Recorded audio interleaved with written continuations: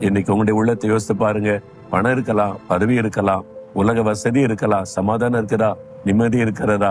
அந்த மெய்யான சமாதானத்தை இயேசு உங்களுக்கு கொடுக்க விரும்புகிறார். அவர்தான் சமாதான பிரபு.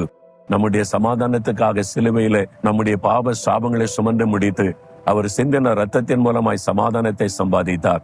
இயேசுவே, சமாதான பிரபுவே, என் உள்ளத்துல வாரும், என் பாவத்தை மன்னித்து மெய் சமாதானத்தை தாருன்னு கேளுங்க. மெய்யான சமாதானம் எப்பவுமே உங்களுடைய உள்ளத்தில் இருக்கும். அப்படி ஜெபிக்கிறீங்களா? சமாதானம் இல்லாமல் தவிக்கிற யாரோ ஒருவர் உங்களோடுதான் இயேசு பேசுகிறார். இன்றைக்கு என் சமாதானத்தை உனக்கு தருகிறேன். அது தேவ சமாதானம், டிவைன் பீஸ், தெய்வீக சமாதானம். நான் உனக்கு தருகிறேன் மகனே, உனக்கு தருகிறேன் மகளேன்னு ஆண்டவர் சொல்லுகிறார். உங்களுக்கு இந்த சமாதானம் இதுவரை கிடைக்கல, பெற்றுக்கொள்ளல, இன்னும் எனக்கு வேண்டும். நான் இதயத்துல கை வைங்க. இயேசுவே, சமாதான பிரபுவே, எனக்கு சமாதானம் கொடுக்க சிலுவையில ரத்தம் சிந்தினவரே, என் பாவங்களை மன்னியும், என் உள்ளத்திலே வாரும், மெய்யான சமாதானத்தை எனக்கு தாரும்.